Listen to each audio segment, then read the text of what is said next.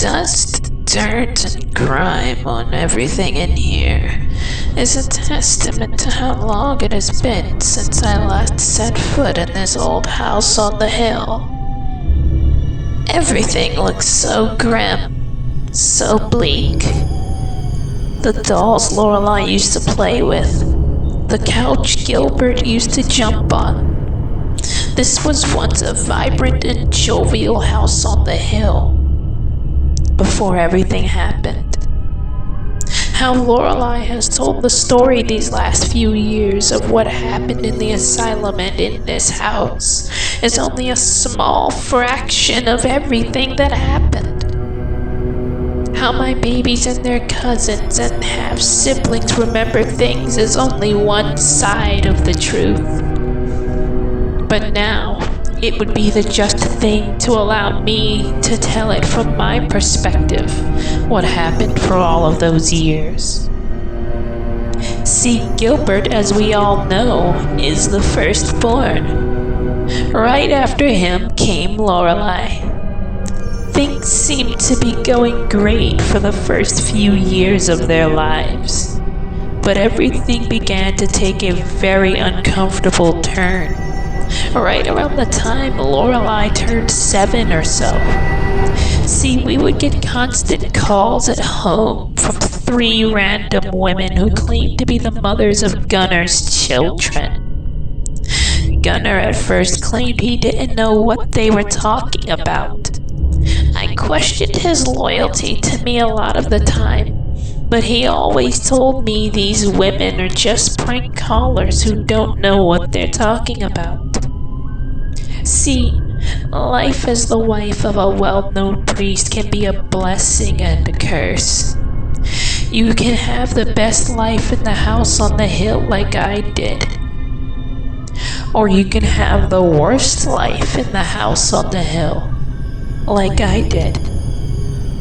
Every Sunday, like any Christian family would, we would go to church and praise the Lord for all of our blessings that were bestowed upon us, in the form of clothing, in the form of food, in the form of a home. Those were some of the best times. However, things got difficult to bear once my brother Franz was locked away in an asylum by Gunnar back in 1987. There was no reason behind it. At least that's what I used to think. Gunnar always assured me that it was because Franz did not want myself and Gunnar to conceive children, nor did he want Gunnar to have the sickening luxury of conceiving with anyone else. But in actuality, Franz wanted nothing more than to be an uncle, and for Lorelei and Gilbert to have cousins. In that asylum is where Franz met his wife Charlotte, a surefire beauty she was. However, she of course had her mental problems. Otherwise, she wouldn't have been there in the first place. 5'10", long brown hair, a rocker girl for sure. The two of them were as thick as thieves, inseparable. They were in love. I always envied Franz and Charlotte's relationship and how close and loving they were with each other. They ended up conceiving Salem and Fern after they were married, yet due to asylum restrictions and due to the fact that kids couldn't be raised there, both Salem and Fern stayed with myself and Gunnar. You're likely wondering how all of this ties into Lorelei's story. You're probably thinking that this makes no sense if you're just talking about your brother. Well, I have previously said before, nobody truly knows what happened in that asylum, or in this house. Nobody knows the sincere and authentic horrors of what truly happened all of those years ago. At least not until now.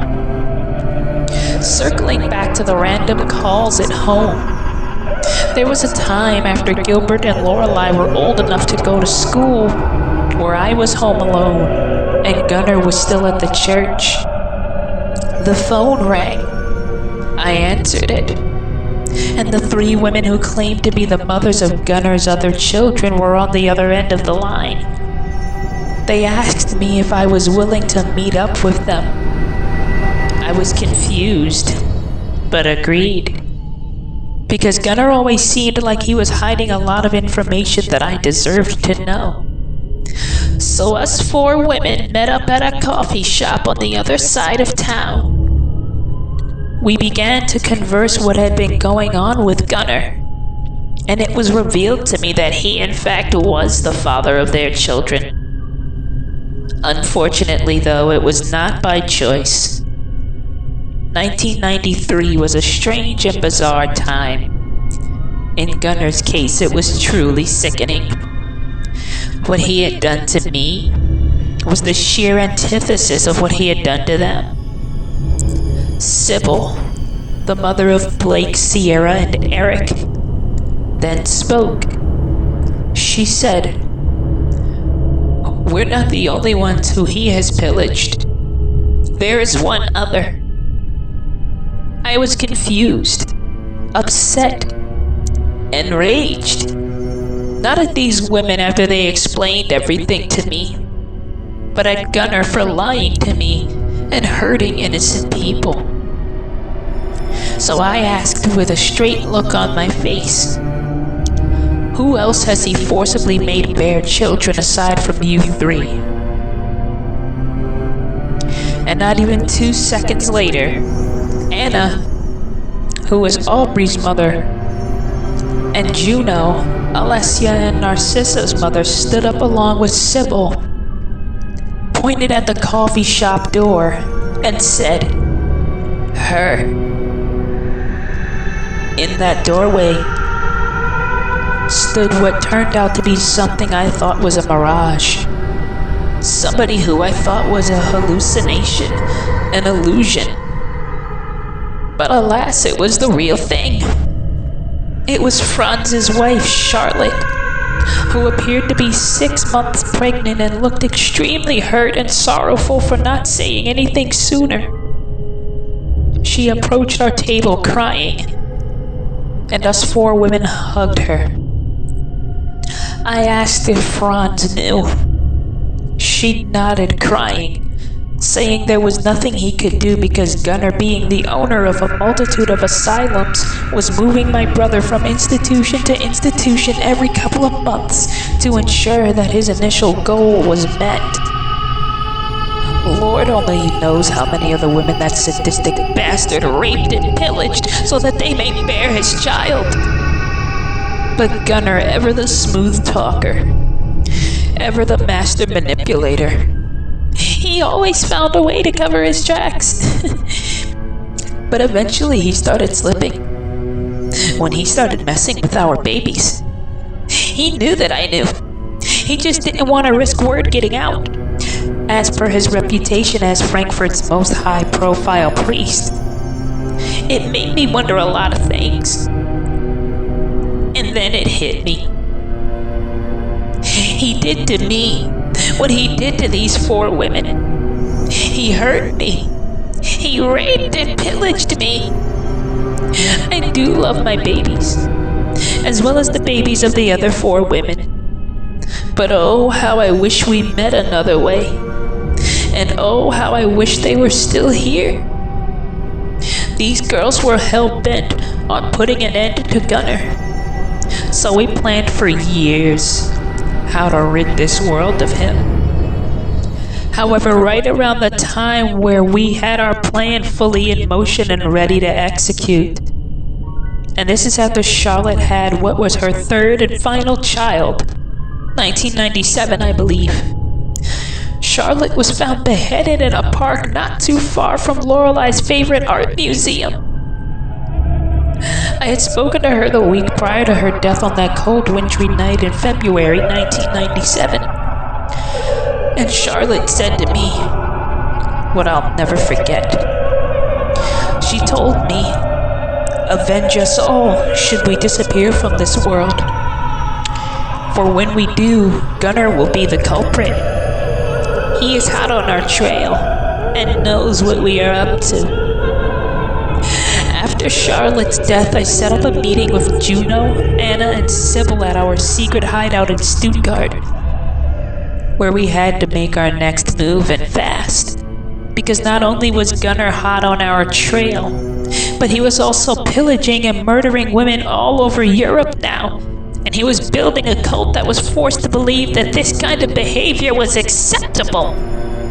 So I told them of the pact that Charlotte and I made prior to her death, and they all agreed.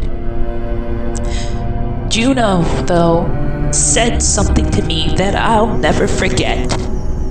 She said, "You do know that Gunnar's last target is you, right, Frieda?" I nodded and then took a breath, for I knew what was coming.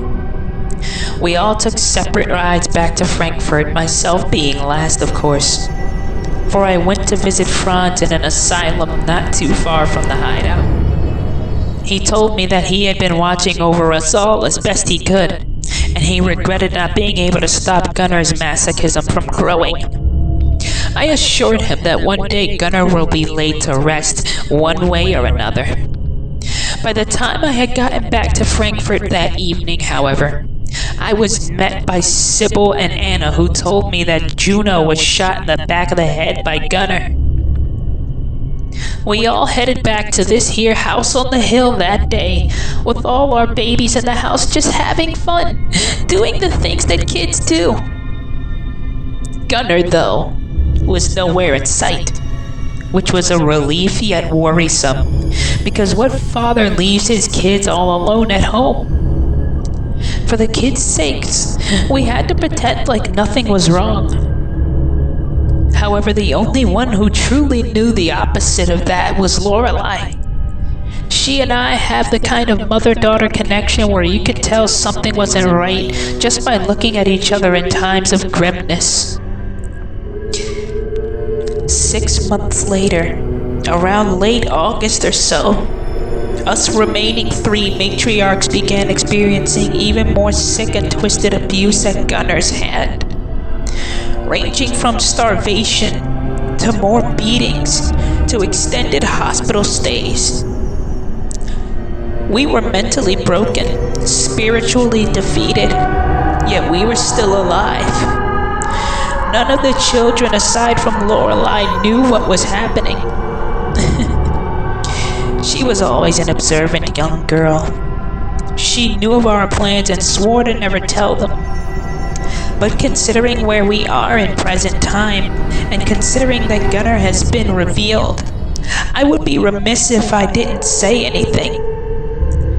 Circling back, Gunnar's private cult was becoming more and more prominent in churches all across the Eastern Hemisphere, and especially in every city in Germany.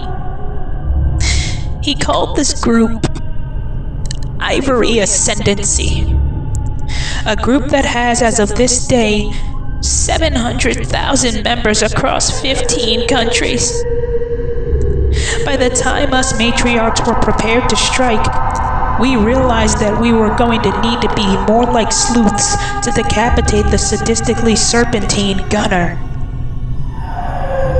But then Anna said something to me that I'll never forget. Anna said, "You're the only one of us who can stop him, Frieda. He's so psychotic and unstable that the calmness he exhibits around the children is cold and chilling." I never wanted to admit it to the girls, but I always experienced the cold and chilling nature that Gunnar exhibited. The next time Sybil and I saw Anna, she was being hung from a tree and set on fire alongside an African-American man whom she had met and became enamored with as per Gunnar's Ivory Ascendancy orders. This guy Anna met, he was a cutie, and I was happy for Anna that she found somebody who made her feel safe and special. However, I wish the two did not meet their end the way they did.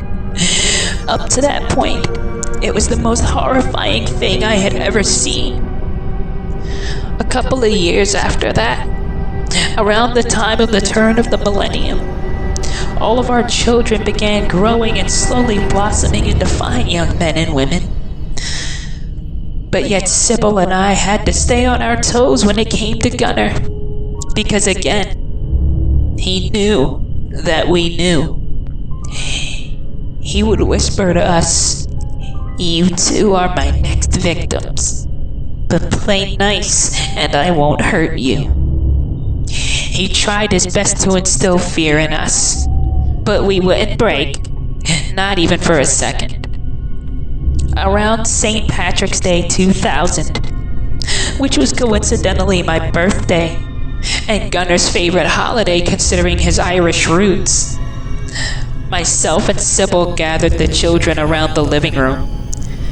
We had to explain all of what happened to their parents, but because of Lorelei, they already knew what happened. My baby girl, ever the brave soul, she was always the leader of the group and always clued her siblings in on everything. Gunnar decided to play nice this day, shockingly enough, and treat me to lunch.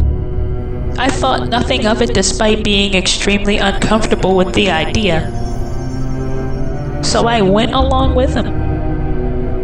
He took me to this restaurant where they made an exquisite steak. I'll be honest, I hadn't eaten in days by that point, so to have a steak in my mouth and stomach made me a tiny bit moist. But the day was ruined about an hour or so later when Gunnar gave me a gift for my birthday. I was halfway expecting something nice for once because he hadn't done much nice for me since we had Gilbert. I opened the box, which was a very big box, which reeked of rancid and badly decomposed body parts. Coincidentally, that's technically what the sick bastard actually gifted me for my fucking birthday. I opened the box, and inside it were the heads of Juno, Charlotte, and Anna. I went wide-eyed and ran away from Gunnar to try and reach Sybil in time. But by the time I got to her, it was much too late. She was beheaded by one of Gunnar's Ivory Ascendancy disciples. He was masked, but had a distinct deep voice that made him sound a tiny bit like Randy Savage. I knew from then on, I had to protect my babies, as well as the children of the 4 other fallen matriarchs from Gunnar's wrath. I had to get them to forget everything for a while, and it seemed like everything was going fine in that regard. That is, until Lorelei and Gilbert became teenagers. It seemed as if all was forgotten about after Sybil's death, at least by Gunnar and the children. But I never forgot, and neither did my brother Franz. I was his eyes and ears on the outside, and Gunnar never suspected a thing.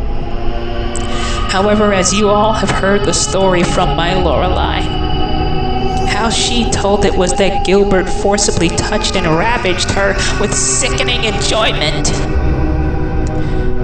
But that's only half correct, you see.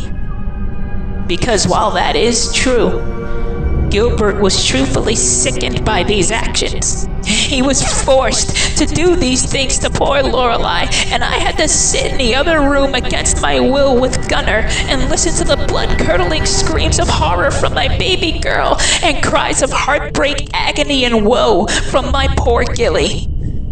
Why he did it? Gunnar threatened to murder him if he didn't do as he was told. He was that sick, and he threatened to make me slowly suffer if I tried to stop these macabre and detestable actions from happening. Now, on the day that Lorelei severed Gilbert's head, as you all know, afterwards she set him ablaze, thus putting him in a burn unit. Keep in mind, this was all happening while the rest of Gunnar's children were either separated and turned to the streets, or in the daughter's cases, confined to the asylum. Those poor girls were confined to the asylum that he still owns to this day. And there are many men, women, and children who, just like myself, and just like my darling Duncan, still suffer in that old, disgusting asylum. Once Lorelei burned Gilbert alive, it scarred them both. It still haunts them most nights. It haunts me too. But why would it haunt me though? I'll tell you why. Because for all the times I could have been there to stop all of the psychopathic killings, all of the senseless beatings, all of the days of starvation, for all of the times I could have saved the 4 matriarchs, Sybil, Charlotte, Anna, and Juno, I didn't. I couldn't. They perished and suffered fates so horrific that it would make John Wayne Gacy look like Jesus Christ. He beheaded them and sunk their headless bodies in acid baths before placing their bodies in front of the asylum. At least 3 of the 4. Nobody knows where he put poor Charlotte's body. Nobody except for Gunnar himself. When I questioned him about it after he put Lorelei in the asylum, he said to me that what he did to the other 4 matriarchs was a cakewalk compared to what he would do to me.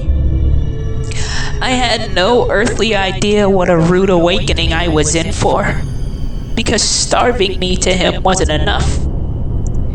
Gunnar beat me half unconscious every day,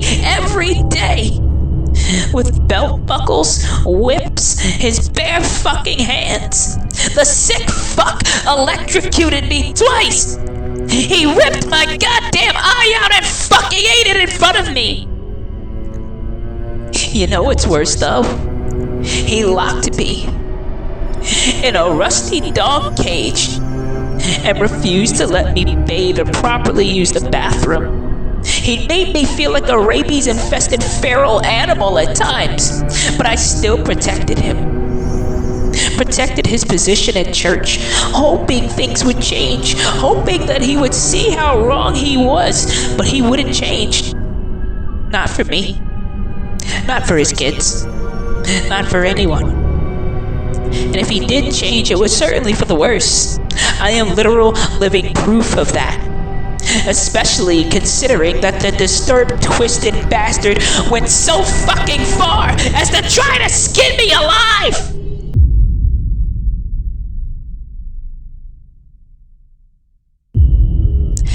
Hatchet axes, scalpels, steak knives, metal nail filers. He even had a metal cross with Christ himself crucified on it. Whatever he could get his hands on, that's what he used to skin me alive. And these sickening scars are what remains. I oddly laugh at these scars, because they are not the ones that'll remain forever. The mental scars are the ones that will stand the test of time. However, one way or another, I will exact the sweetest and most violent revenge on Gunnar. For me, for my babies, for the babies of the fallen matriarchs. Yes, Aubrey Williams, even for you too. Because despite you attacking me when I was trying to stop you from making a grave mistake, I will exact my revenge for you too. Because you may seem like you're all but unaffected by this trauma, but I see in you what you don't see in yourself. I see somebody who knows the right path but is too timid to take it. Rest assured, Aubrey, at Prestige, in the Asylum Deathmatch, win or lose, I will save you from your clouded judgment, or I will die trying. And Gunnar Casey, as for you, your days on this earth are numbered. The devil's gonna come when the sun goes down. And when the devil does arrive, he'll send you to a place far worse than hell. A place where from your wrath we'll all be finally free.